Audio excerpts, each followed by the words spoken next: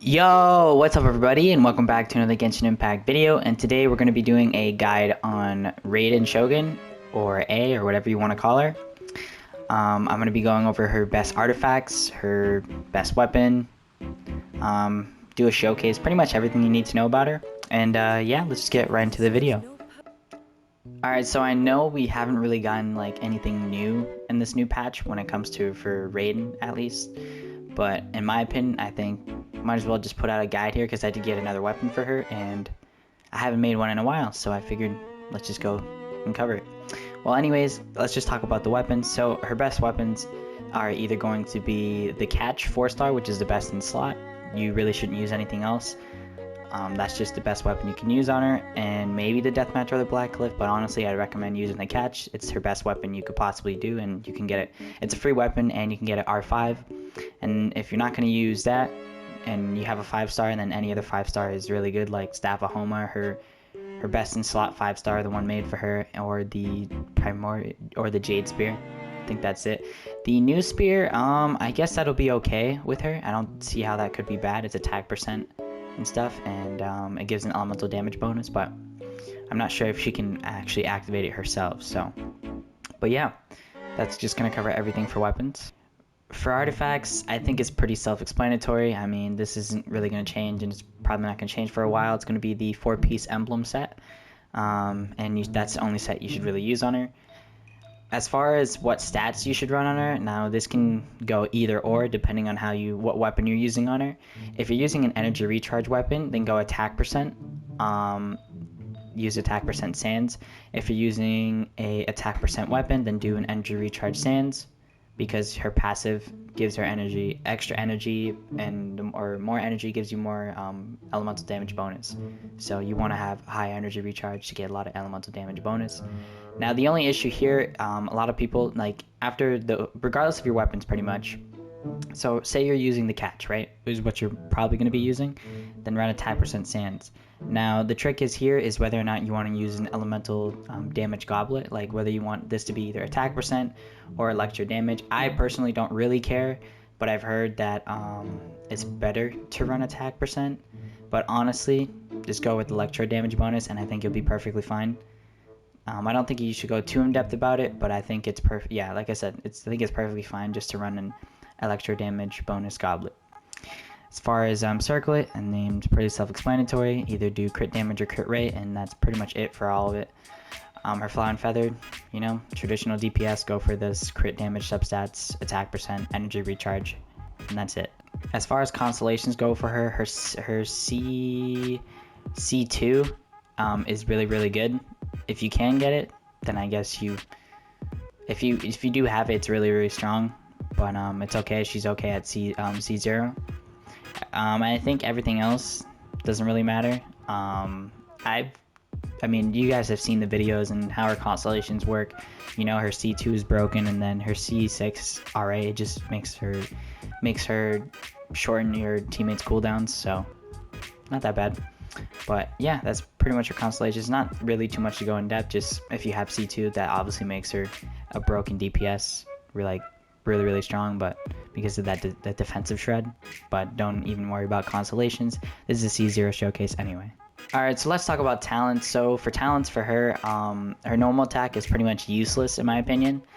You don't really have to upgrade it at all because you're not really going to be doing any normal attacks. You're mostly going to have her off field, and you're just going to use her elemental skill. Once you pop her elemental skill, you swap to somebody else, use them to do regular damage or DPS and stuff, and use them to auto attack. And then with her, that's why you don't need to upgrade it.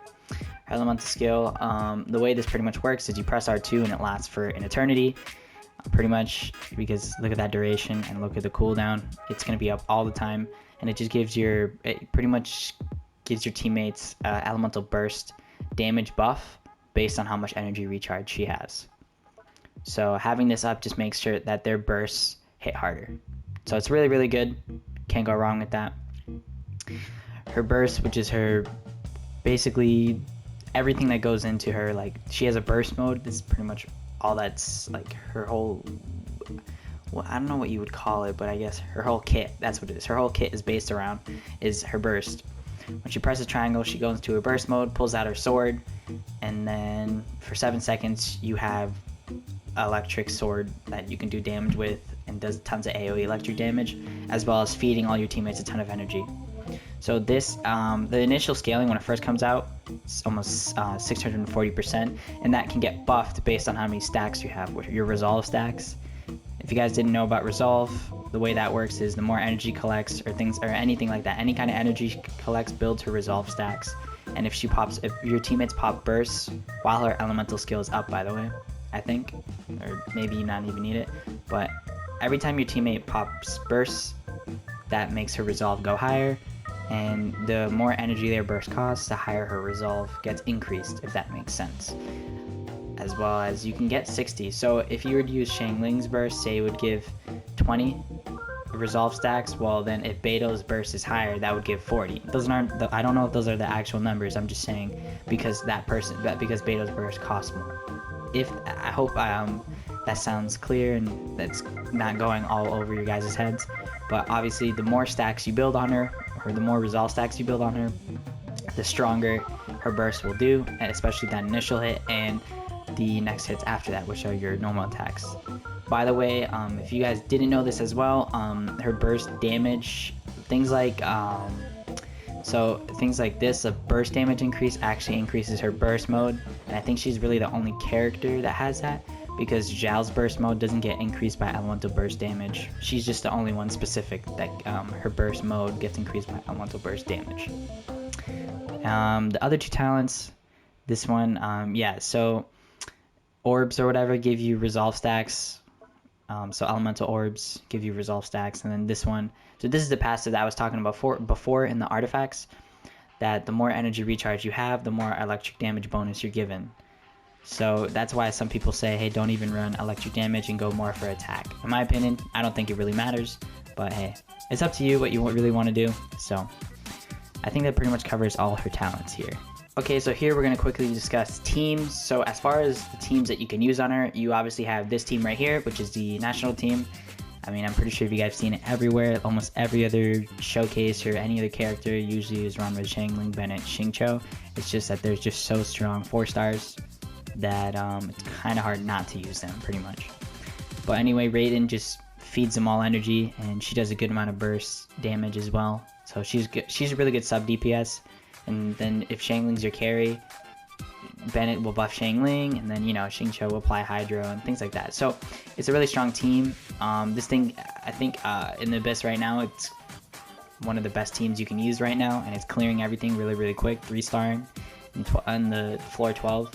So you can't go wrong with having this team specifically. I mean, there's other teams you can really run. You can run a Eula team where you run Eula, Raiden, Fischl, Diona, or whatever you want to do with Eula. Like if you use Eula as your main DPS, just have Raiden with her, and then your other two can be whoever you want. But I know the main two is going to be Eula and Raiden, and she works really, really well with Eula because of the fact that her R2 can hit all the time and is always up. So you always shred their resistances to physical damage because you're proccing super conduct all the time. But regardless of that, you're not going to use her on this team, which I do recommend that you should. But if you're not, you could use also that Eula team, like I said before, or you could run like an electric team with Beto and Fischl. The only problem with this team is the fact that she doesn't work with Beto's burst. If you have Raiden's burst up and Beto's burst up, Raiden won't proc it, which sucks, but that's just how it works, unfortunately. So in all honesty, most of the time I would just say don't even use Beto with her. Just it's tough to make it work. Better off running something like this as an electric team, or if you have Kujo Sara, use Kujo Sara. That's pretty much it. That's all the teams I can really give you. Yeah, I think I've pretty much covered what you need to know about these teams and stuff, so let's just get into the showcase. Alright, so the team I'm going to be using for the showcase is going to be this team right here. I'm just going to quickly showcase off what weapon I'm using on her. So it's going to be the Staff of Homa, and then these are the stats right now. So decent, really low on energy recharge. Ideally you want like 200 to 250%, but I just said screw it and whatever, and I gave Xiangling the catch. So that's why my energy recharge is so low. Bennett is it, and that's pretty much it. This is what they're using. But yeah, I'm just gonna showcase, like I said, Raiden's build. This is it, and her electric damage right here. Yep, 66. That'll be higher based on your energy recharge when you go into fights and stuff. So, but yeah, let's just get right into the showcase.